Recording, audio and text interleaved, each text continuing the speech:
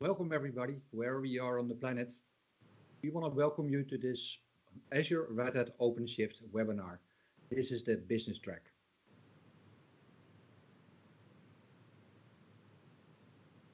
We have a unique situation because I'm joined by two distinguished gentlemen. My name is René Mollion and I'm the open source lead for Western Europe. And I get to spend lots of time in pushing open source solutions into Europe. Let's go over to Andreas. Yeah, so hi everybody. Also warm welcome from my side. My name is Andreas Urban. I'm running a team of highly specialized cloud native architects who are serving our strategic customers across EMEA. So my team has a strong focus on Kubernetes and the Kubernetes ecosystem. And from this perspective, I'm happy to give you some concrete business value examples today later on. And this is Lyle Dodge. I work on the business side of the Azure Solutions business at Microsoft, focused on open source and our cloud native strategy. What we'll discuss today. We have a really nice agenda prepared for you. First, we're going to touch the subject, why Microsoft and Red Hat partner. Then my esteemed colleague, Andreas, is going to talk about the business benefits of using Azure Red Hat OpenShift. And Lyle is going to spend some time in walking you through the solution.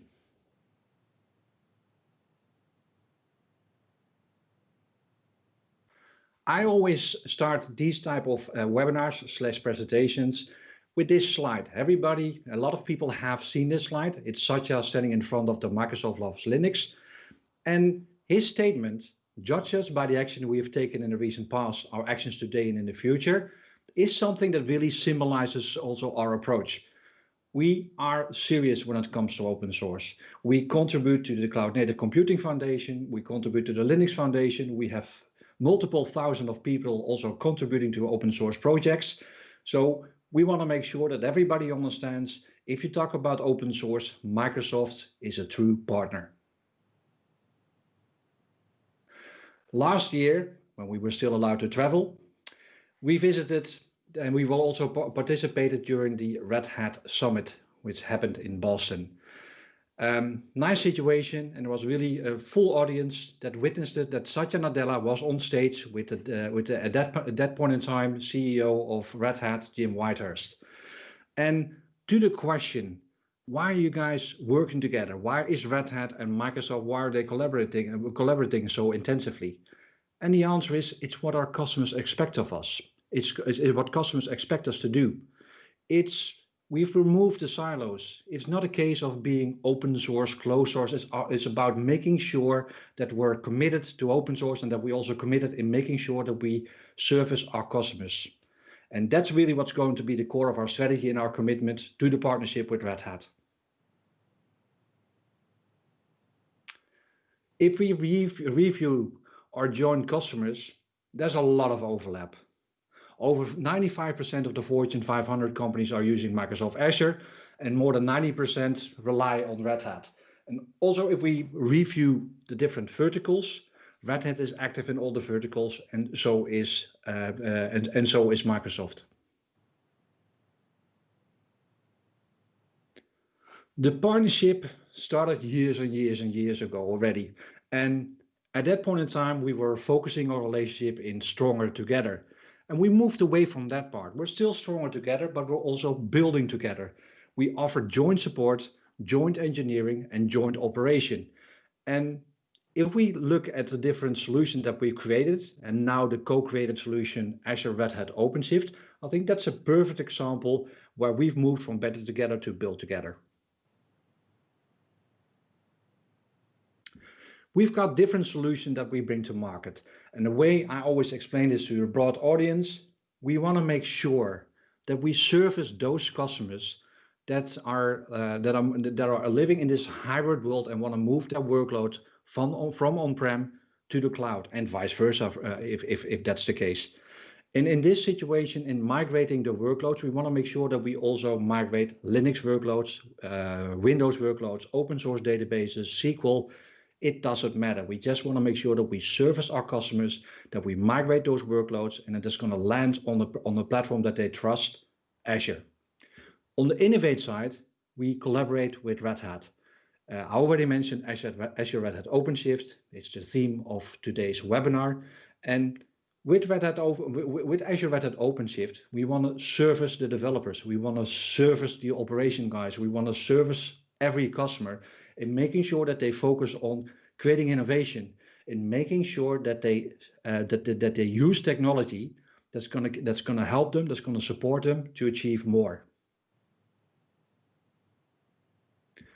If we talk about joint solutions, of course, there are situations that a customer needs support. And what's foundational in the relationship is that we offer integrated support. So no matter where you are in the world, you're gonna talk to an engineer. And this engineer can be a Red Hat engineer, and this engineer can be a Microsoft engineer. We've got co-located support, which means we have people from Red Hat at our Redmond campus and vice versa the same. In this way, we want to make sure, in case of issues, you have this seamless experience, and that we're there in order to make sure that you have a really positive experience. Having said that, I want to move to the last slide from my section. We've created a customer value proposition. I'm going to read parts of it. No matter where you are in your journey in a hybrid infrastructure, Red Hat and Microsoft can help you to succeed. Integrated solution, joint support, like mentioned in the previous slide, unified mention and interoperable application development capabilities give you more option for building, deploying, and managing security-focused hybrid environment that meets your business needs and business needs today and adapts for future change. Long sentence. The only message I want to bring across over here, we're here to help in this joint partnership. Together we can offer a lot more to our joint customers. We're here. We want to make sure that you can speed time to value for your new application and services and build high quality applications that advance businesses. This is the first part. I want to hand it over to my esteemed colleague Andreas Urban, who's going to talk more about the business benefits. Andreas, over to you. Thanks, Rene. So let's go on with business benefits. And in this context, it's important to understand where most customers currently begin their cloud journey. And it's a matter of fact that many customers still running the applications, a data estate, the respective infrastructure on-prem. And when it comes to a certain kind of compelling need that the existing application landscape needs to be modernized, there are mainly 5 areas where this journey begins, also known as the Gartner 5 Rs. So the first one is rehost, where customers redeploy an application to a different hardware environment, namely infrastructure as a service in the cloud. And in terms of a pure application migration perspective, it has some advantages because you just change the infra layer of the application and do not touch the rest of the architecture. What actually makes the migration quite fast, and you have a benefit from an infrastructure perspective, which is much more elastic in the cloud in terms of performance and also costs. And regarding refactoring, the second out of 5, customer can run applications on a cloud provider's app platform, ideally with just very little changes in the application architecture, but a huge advantage to reuse farm investments in coding and existing frameworks by using a PaaS service. But sometimes it's necessary to re-architect an application or even rebuild it from scratch, which is the area of cloud native. And particular when you want to profit from a certain kind of business benefit, where it makes often a lot of sense to think about re-architecture or building solutions from scratch. And you probably have heard that there's a trend, take big monolith applications and re-architect it in smaller pieces, which are running containers or perhaps even with a microservices-based architecture. But the underlying question is, why should customers do this? And the answer is to get benefits which translate into business benefits. For example, when customers want to build new business models, and for this purpose, it's often a hard requirement to integrate legacy apps into external application functionalities through APIs, or also extend legacy applications with third-party tools to create new business models. So in any case, the underlying purpose is to create innovation, actually. Innovation where existing apps, after the modernization, are able to connect into the cloud and consume intelligent cloud services, like, for example, cognitive services, machine learning or AI, to deliver a more intelligent experience to customers and create new business models by that. And also agility is a hot topic. You can see on the bottom of the slide the term DevOps. Deploying applications or a single feature set many times a day is nowadays a competitive advantage. So DevOps and CI/CD pipelines are a critical part of creating innovation fast and agile. So cloud native is all about container, microservices, serverless applications, and API-driven infrastructure components, which run in different cloud environments, and in addition are managed by DevOps processes. Or in other more easy words, cloud native describes how to build distributed apps by using the advantages of the cloud to realize business benefits and innovation. And this is exactly what Azure Red Hat OpenShift is all about. So with the following slides, I try to give you some concrete examples, what those business benefits are and how customers solved their challenges based on experiences we see in the EMEA market and amongst customers we are serving as a team. So my team is mainly talking to chief architects, to CTOs, to head of development, chief innovation officers, and actually business leaders who have normally three main goals. And those goals are, for first and foremost, revenue growth, outpacing the competition, and customer satisfaction.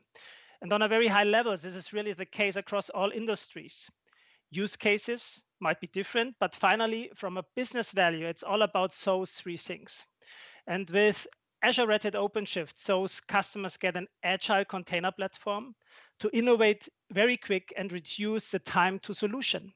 So what happens in any case is that we're bringing together business, dev and ops departments to develop innovation and leveraging new technologies as a real differentiator. So just to give you one real life example, a bit more detailed in this context, what we see actually a lot in the EMEA market amongst banking and insurance customers is that customers have existing very expensive HPC or mainframe platform in their own data centers. They own it, but in terms of risk analysis, the teams decide for new technologies. And the reason is that they want to have something more flexible, more lightweighted, and less expensive, actually. So the pattern we see a lot is that customers start to substitute batch processing versus lightweighted streaming processing. So the point here is that on a mainframe, also in terms of HPC, the actually batch process always needs to run from the very beginning to the very end, what is very expensive per se. But in terms of risk analysis, for example, the algorithm often actually recognized by itself, it needs to go back to a certain stage because there are new dependencies coming up, or simply the algorithm made a failure. And with Kafka on Azure Red Hat OpenShift, this is a new way to have a more flexible solution for a very predictable time frame, because those risk analysis always happens quarterly because of local laws. So to save costs and generate revenue growth by running a lot of smaller VMs rather than investing in expensive HPC or also mainframe hardware is actually something we see very often. And for me in person, it's quite an impressive example for agile innovation to reduce costs by going a more modern and effective way. So there are a lot of other examples in this industry where innovation happens, and supreme discipline is actually to migrate heavyweight banking core applications containerized in the cloud. This is happening, but it is fair to say that in particular on mainframe, there are many core banking applications out there which cannot be migrated entirely. Main reason is that those applications are written in COBOL, or even worse in XCOBOL, which is extended COBOL, more priority proprietary, and dependencies and complexity is often too high to even refactor those applications. So what we see a lot in this context is that customers are extracting critical functionalities from the core banking application to start with smaller solutions and go cloud native and offload critical core application functionalities this way.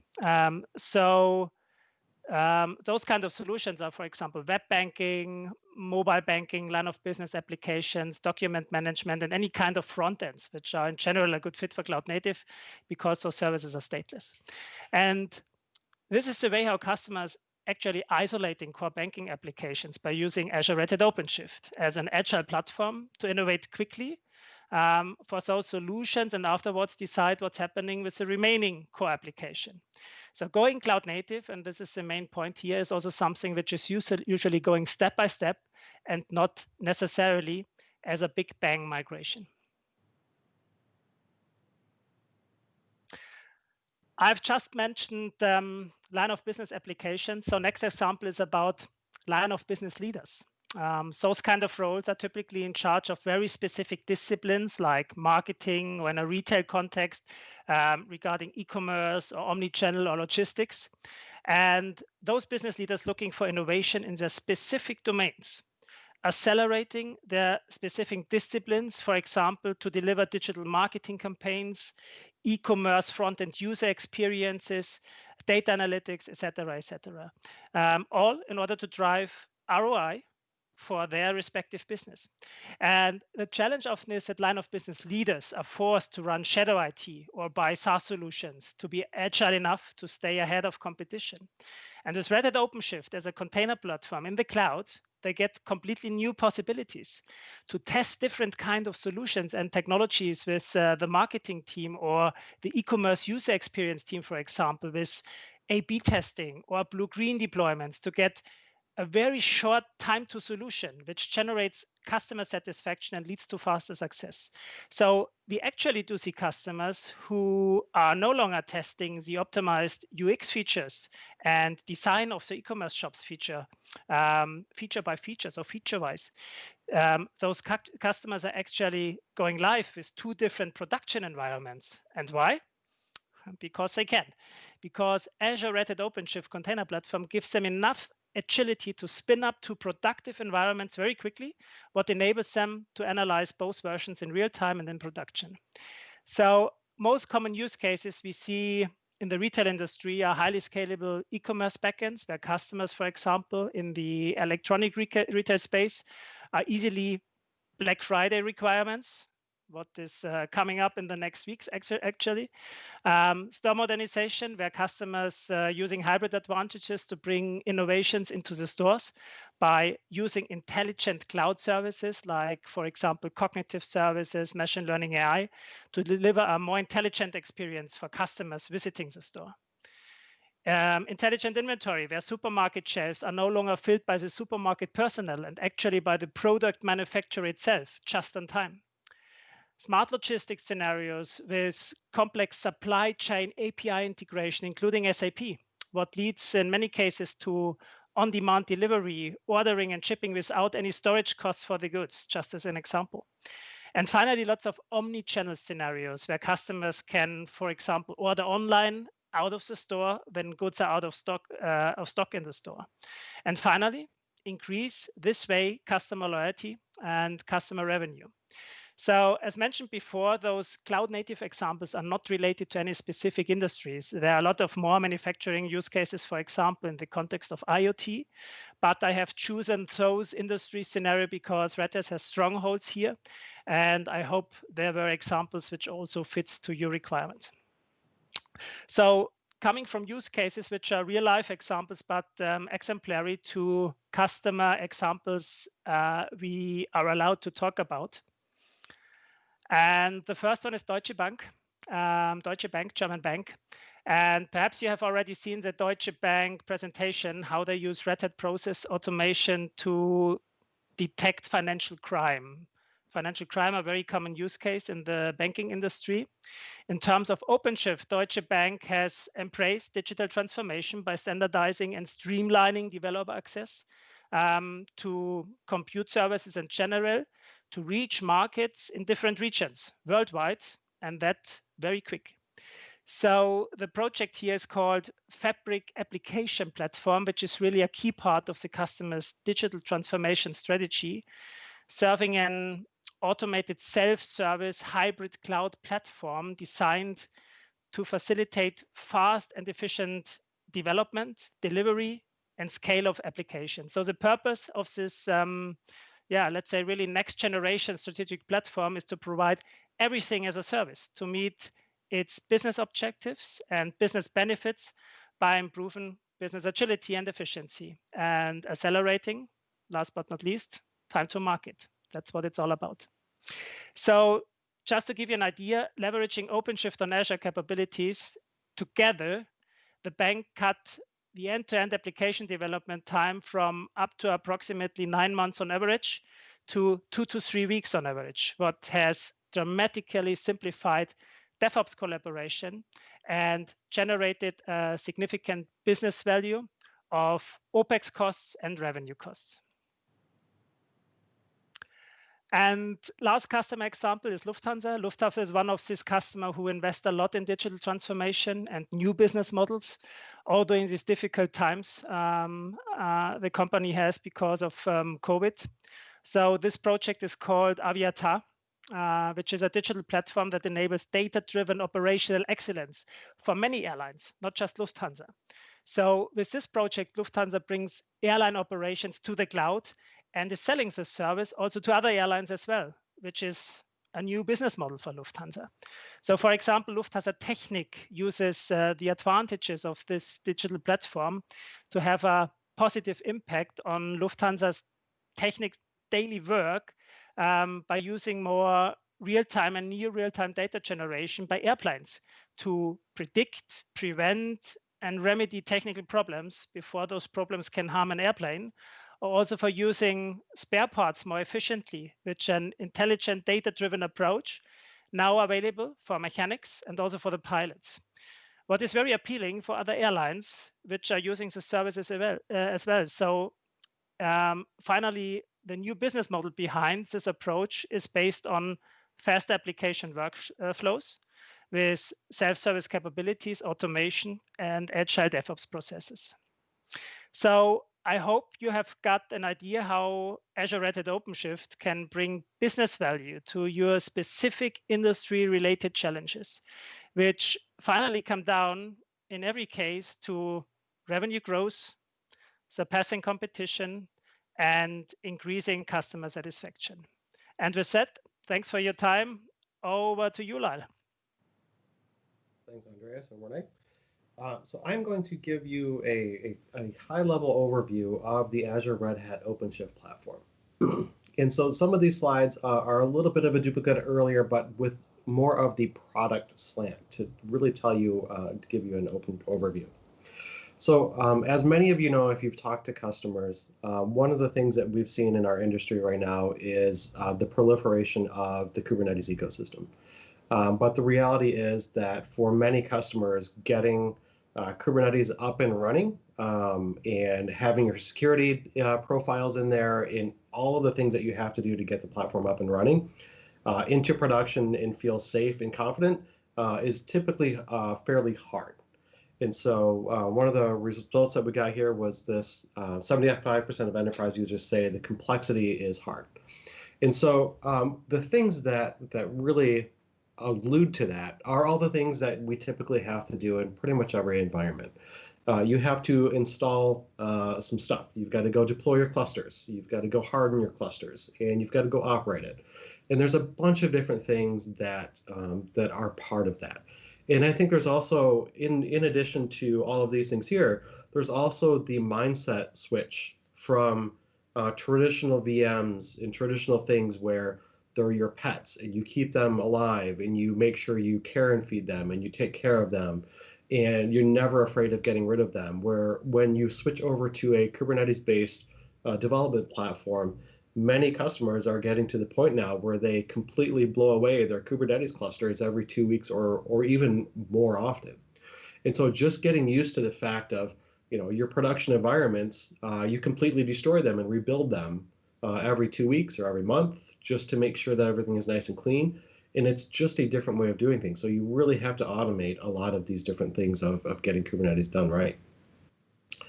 And in addition to that, containers come with their own challenges.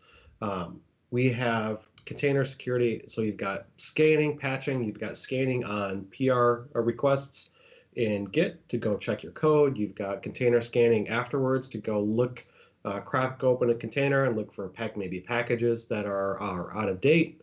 You have day 2 management, where you're actually getting and maintaining your cluster, upgrading your cluster, adding in some additional things, and then all of the entire application delivery. So your CI/CD pipelines and all of the other tooling behind it. The thing that's really nice about Red Hat OpenShift is it is an opinionated version of Kubernetes. So it's built on top of upstream Kubernetes, and then they've added on a bunch of software that helps you get to a day 2 running state in a much shorter fashion than you would if you were running upstream Kubernetes yourself. And so this is really the value that I think people need to get around the value of OpenShift. It is opinionated Kubernetes. Red Hat has been running this type of platform for many years, and they have the experience and expertise. And so they say, hey, if you're going to do ingress, or you're going to do traffic routing, or if you're going to do all of these things that you commonly do, we've come up with best practices, and we've baked that into our software that is Red Hat OpenShift. Now, when it comes to the Microsoft platform, there are 2 ways to run OpenShift on the Azure platform. There is self-managed, and then there is fully managed. Self-managed is the OpenShift container platform on Azure virtual machines. So if you go to cloud.redhat.com, log into your Red Hat account, and go to create a cluster, and you can go ahead and choose that. You can go download the software for OpenShift container platform, and it is an API-based installer. It will go provision a bunch of VMs on Azure, and it will go ahead and do that. So when you do that, you buy the licenses for Red Hat OpenShift from either Red Hat or a reseller of Red Hat, and you are managing the infrastructure yourself.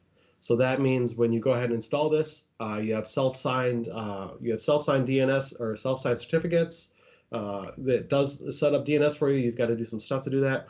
So there's a lot of things that you have to do yourself in the self-managed platform. The other way is our fully managed first-party Azure Red Hat OpenShift. This is something where you can easily just go grab the Azure CLI on Windows, Mac, Linux, pretty much everything out there, or you can do a Cloud Shell right from the Azure portal, and it's just an AZ ARO create, and you can create a cluster, and in about 15 to 20 minutes, you have a cluster up and running. And that cluster, we manage a lot of stuff for you that we'll show you here in a second. The other nice thing about this is, since it's fully managed, it's also jointly engineered, and its billing is completely integrated into your Azure subscription. I think this is really the key here for everyone to know. When you buy Azure Red Hat OpenShift, it is pay as you go. It is in your Azure subscription. You don't have to worry about OpenShift entitlements, annual licensing, any of that kind of stuff. So if you have an Azure subscription, or your customer has an Azure subscription, they can go spin up an ARO cluster, and it's about $2.50 an hour as a baseline estimate for the cost of a cluster. If you want to go buy annual instances of the license, you can do that, and it gives you a pretty nice discount, and we'll show that later. But for customers to go ahead and get started, to just go test it out, it's literally $2.50 an hour. You can go spin it up for a couple hours, spend $10 or $15, get used to it, see what it gives you, and then go shut it down. Now, if you are doing self-managed, the OpenShift container platform, you have to go do a lot of these things yourself. And so this kind of gives you an overview of what a Kubernetes implementation looks like on the Azure platform. We have all of the standard Azure things that many of you are used to today. If you're in Azure today, you've got load balancers, you've got Key Vault, you've got AAD. We have a bunch of different VMs sitting behind load balancers, premium SSD managed disks sitting on blob storage, all of the things you're used to.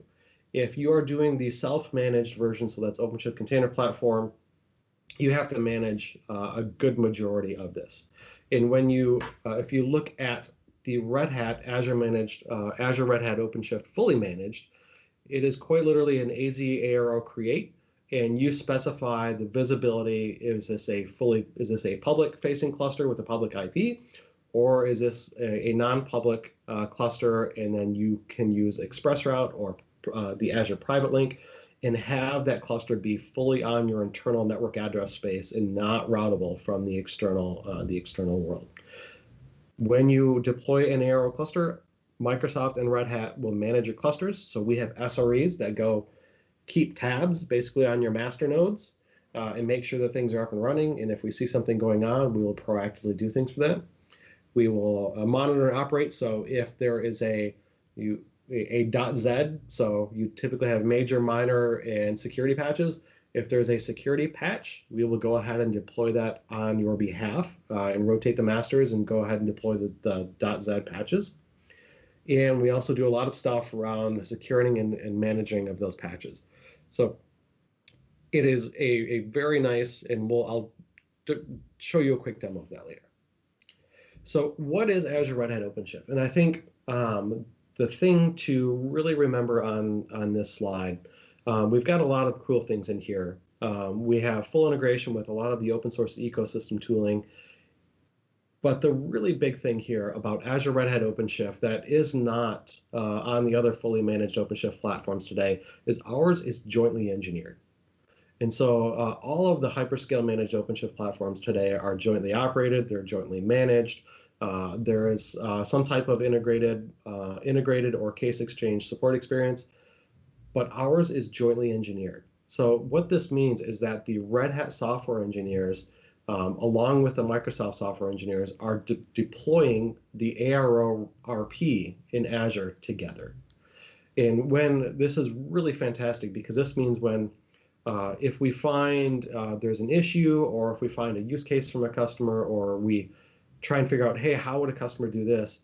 Many times, and I can't bring this up, unfortunately, on a public webcast, but I could bring up many instances of internal emails where we actually add on the Red Hat software engineers, or the Red Hat software engineers add on the Microsoft engineers, and we work a customer issue together. And then if we find something, we either push it upstream to OpenShift, or since both companies are really now open source companies, we will push it upstream all the way to the Kubernetes upstream itself. And so this is joint engineering from both companies. That's been really a phenomenal thing to have. Obviously, we've got, with the Azure platform, we've worked really hard around our security posture. So we've worked really hard around the security compliance. We have a lot of stuff and a lot of history around developer productivity. And we have the scalability. So customers today, and we'll bring up the calculator, you can go ahead and pick a bunch of different types of SKUs. ARO is charged per vCPU. So we don't, there's no difference in pricing for the OpenShift license and ARO, whether you're using a high memory, high CPU, it's just per vCore. So let's talk about OpenShift 4. If you've been around the OpenShift ecosystem for a while, there's there's a large difference between OpenShift 3 and OpenShift 4. So with OpenShift 4, what you really get is you've been migrated to a newer version of the underlying Kubernetes platform. And so today we are GA on Azure Red Hat OpenShift 4.5. We're actually, as of this talk, we are on 4.5.14 today. And so when you're on OpenShift 4, and especially 4.5, which is the upstream Kubernetes 1.18, you have operators, you have CRDs, you have all of the things that you're expecting in the latest GA version of Kubernetes sitting in a hyperscale provider. With OpenShift 4, you also have a bunch of other stuff on here. You've got the Red Hat Service Mesh, you have Red Hat Serverless.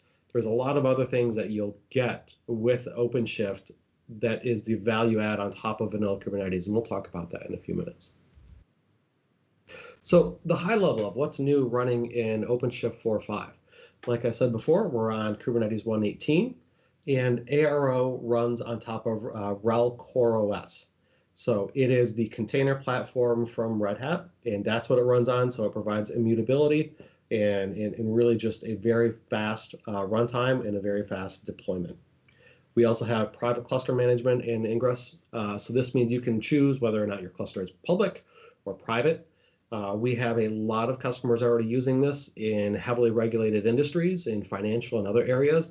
And almost across the board, those are private clusters, and that's been a really nice success story. The other thing that we piloted early on, and we had a very early decision point when Azure Red Hat OpenShift was moving from OpenShift 3 to OpenShift 4. When we deployed ARO based on version 4, we said out of the box, if a customer typically had to run a self-managed cluster because they needed cluster admin or privileged containers, or they needed more control, by default, our design principles for ARO was that should be worked out of the box with ARO. So if you deploy an ARO cluster out of the box without any additional tickets or any additional requests, you get full cluster admin. So this means you can go do everything that you could have done in a self-managed cluster on-premise. We allow you to do that in our fully managed service. Now, we are going to try and put some guardrails on there, or at least let you know if you're going to do something to really hurt yourself. But we do not get in your way of using OpenShift the way that you want to in your company. Along with the private, you can also bring your own. You can bring your own VNet. So that's also here. We also have multi-availability zones clusters. So if you deploy ARO into a region that has availability zone support, the ARO deployer will recognize that and automatically deploy the underlying nodes across the availability zone in that region. So if you just go look in the region you're deploying to, if we have AZs there, ARO will detect that when it deploys and take advantage of that for you. In addition, because we give you cluster admin, this means you can go pretty much do anything you want around custom authentication mechanisms. You can really do everything you want. And as we mentioned earlier, we have the operator framework. So you have operators, CRDs. This OpenShift Service Mesh, Serverless, and ODO are actually GA. So apologize for that. The little tech preview thing there in the later slide, it's fixed. Those are all GA as of, I think, OpenShift 4.4 for some of them, but 4.5 for all of them. Now, let's spend a few minutes kind of talking through a little bit more of those features. If you look at Azure Red Hat OpenShift, we have Operator Hub built right in. And so if you go and create an ARO cluster, this is something that's really fantastic that is not available in many other hyperscale managed Kubernetes implementations. Right when you log into the OpenShift cluster, you can go ahead and click on Operator Hub. You can go install a bunch of different software. So this is either software from Red Hat, from a bunch of different third-party open source companies, or from I think the IBM Marketplace is in here as well. So there's a lot of really cool stuff here where the OpenShift cluster itself is commercially transactable aware. And so you can go ahead and buy things. You can go, I don't want to name too many, but there's a bunch of different third-party operators for security scanning and a bunch of different things that you can go deploy in here. Red Hat's advanced cluster management thing, all of the other stuff you can go put into here. And this also, because we built it to be just like OpenShift, this also means you can go spin up an ARO cluster and then go install code-ready workspaces. All of the tools and the really nice high-end, high productivity tools that you could go install on OpenShift, you can go deploy into ARO. There's really no limit to what you can do on this. And what we have here is, if you kind of watch the animation on the right, this is how quick and easy it is. If you just bring up the Azure CLI and say AZ ARO create, and then give it about 10 or 15 minutes, boom, you've got a cluster up and running, and it'll pop out the link to the cluster. You can go ahead and log into the cluster. One of the things that you'll notice here is as we're logging in, and if I was to pause this and actually bring up an OpenShift container platform cluster, the only difference that you see in the user interface between the two is the Azure Red Hat OpenShift logo up at the top left, and then the other one would have OpenShift, just Red Hat OpenShift. And then the other difference that you would see here is up at the top here, if you see the URL, with ARO, we're managing your DNS and your SSL certificates. So right out of the box, if you deploy an ARO cluster, you can do CNAMEs and things like that. and you don't have to go update your SSL certificates and your DNS and a lot of other stuff. We manage that for you. We actually do certificate rotation on behalf of you. So we take care of a lot of those things for you. Now, obviously, since it's ARO, you can go customize the living daylights out of this. So you can go ahead and update that. You can go install your own SSL certificates to go fully customize this. But out of the box, it's boom, it's there. You have an SSL certificate trust chain that you don't have to go trust yourself. Like, it is just there and ready to go. And it's created, when it's been created, this is sitting in your Azure subscription. So for a customer that has Azure, there is no procurement. If you've got an Azure subscription, there's no procurement. You don't have to go try and get licenses. You just go deploy and you're up and running. And it's, like I said, it's about $2.50 an hour. As I mentioned earlier, there is full cluster admin. And so this has really been something that we've innovated with Microsoft and Red Hat. When we were working on Azure Red Hat OpenShift 4, there was not, across the hyperscalers, there was not a hey, we should give customers cluster admin. And we worked with Red Hat, the engineering teams, and we said, this is something that we need to lead with. And so when we GA'd ARO 4, it was right out of the box with full cluster admin. This really allows you to make OpenShift the way that you want it. There's another thing here, just some more diagrams for you on the private cluster management and ingress. So when you go create the cluster, you can either choose that cluster to be public or private.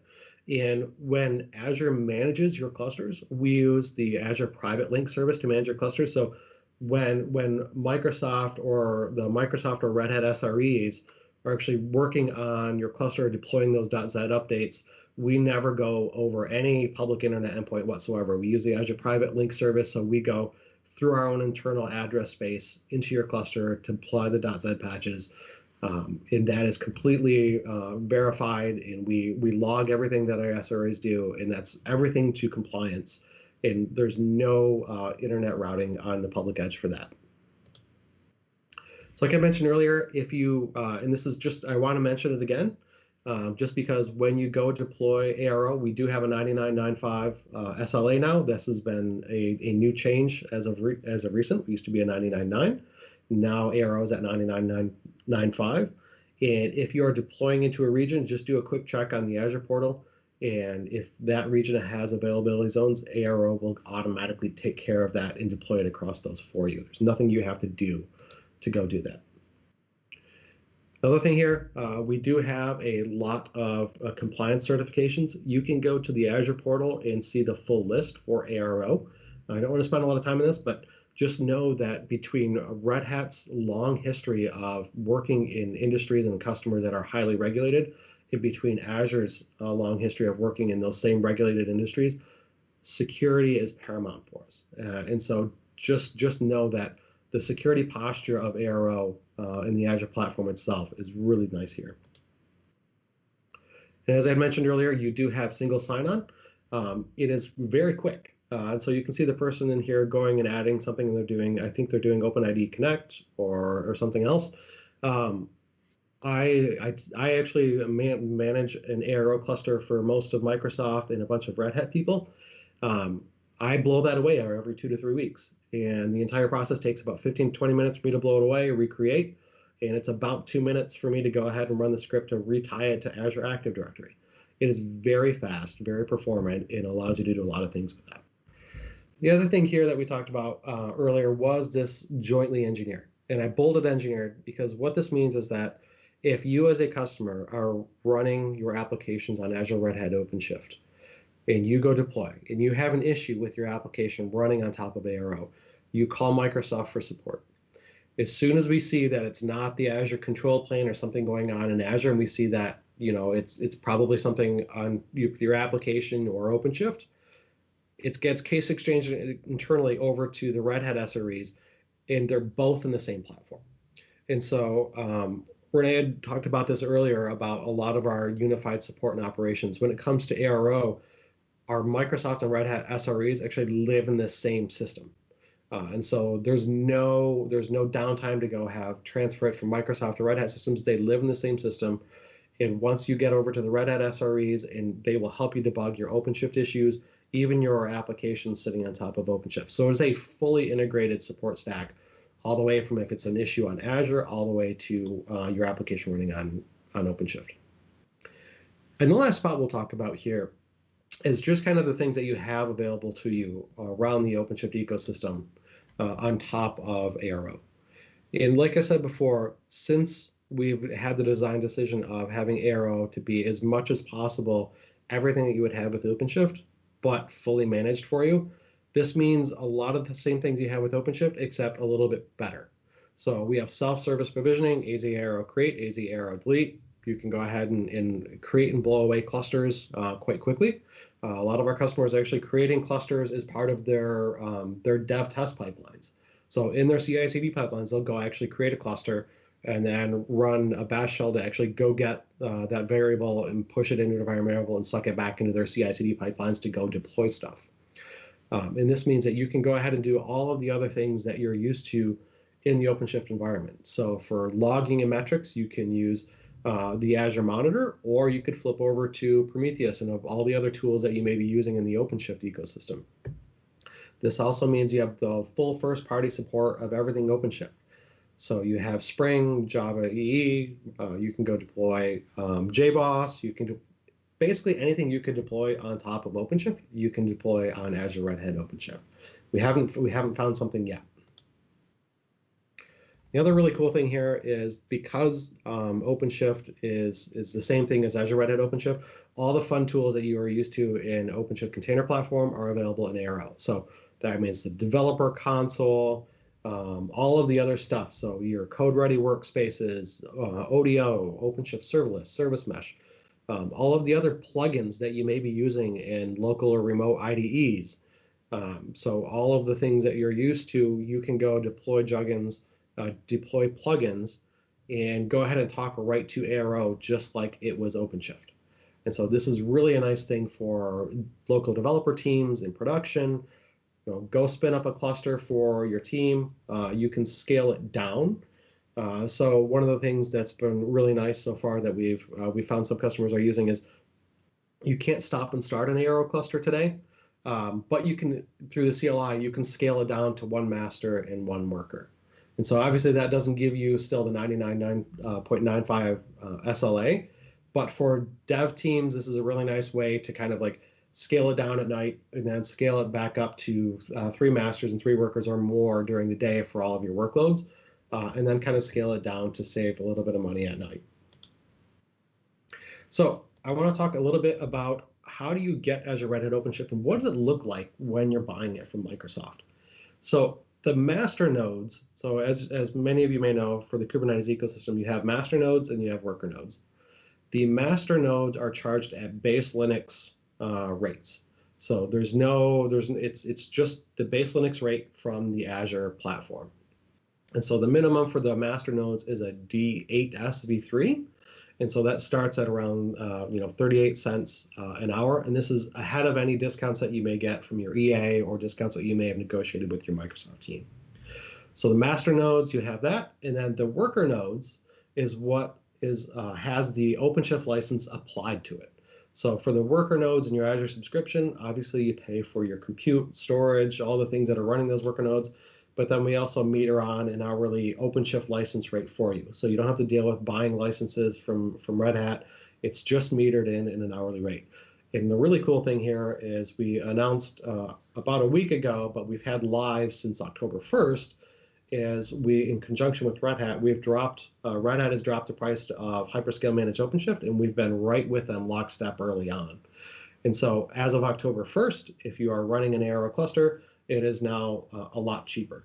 And so that's what gives you that roughly $2.50 an hour for a full 99.95 SLA cluster in your Azure subscription in an hourly rate.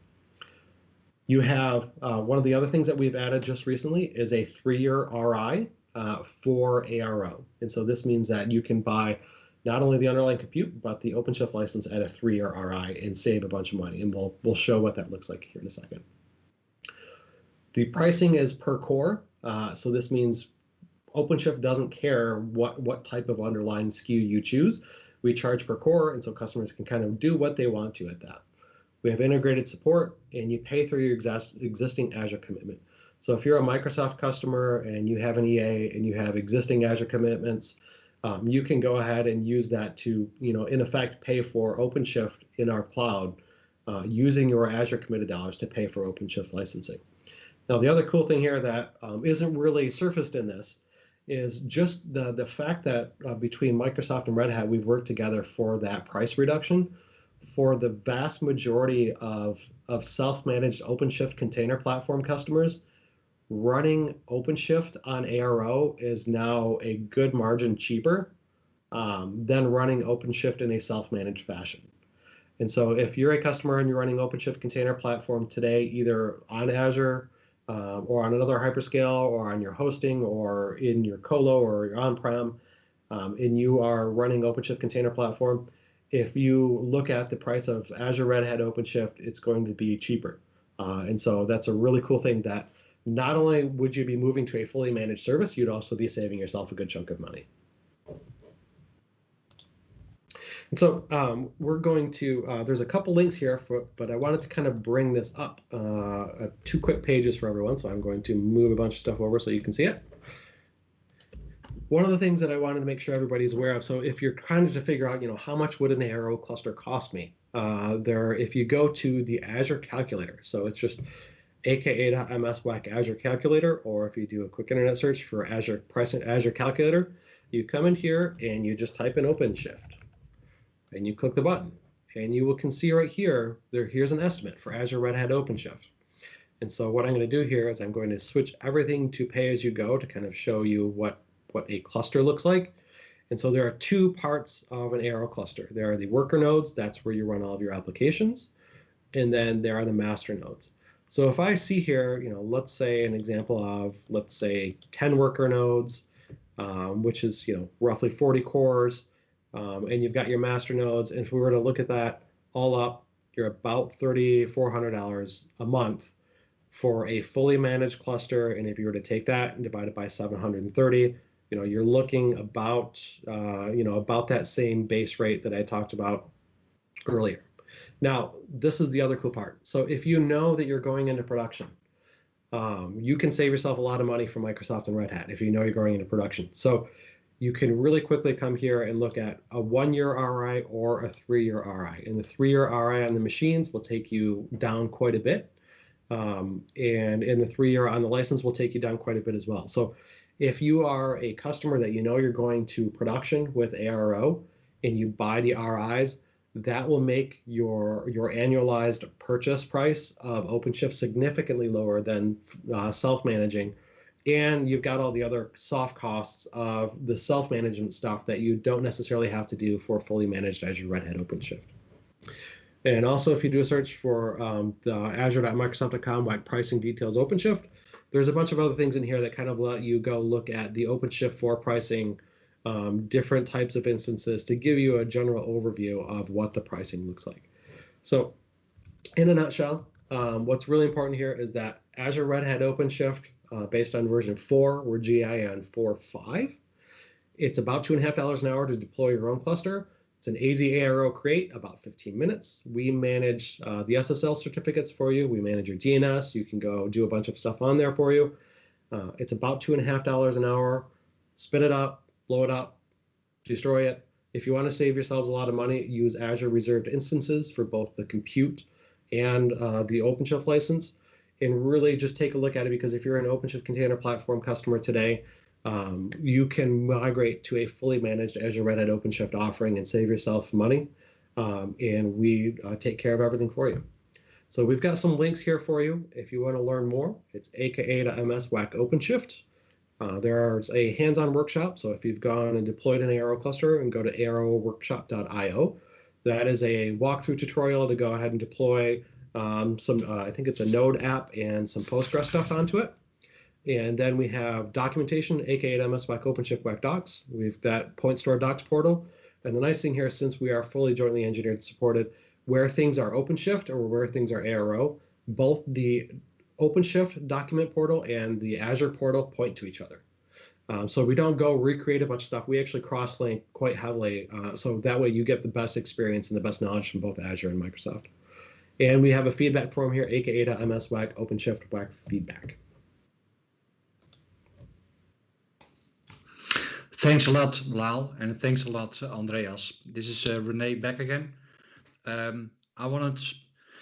we try to do today is give you a first flavor of the business benefit story that we want to bring to the table in collaboration together with Red Hat.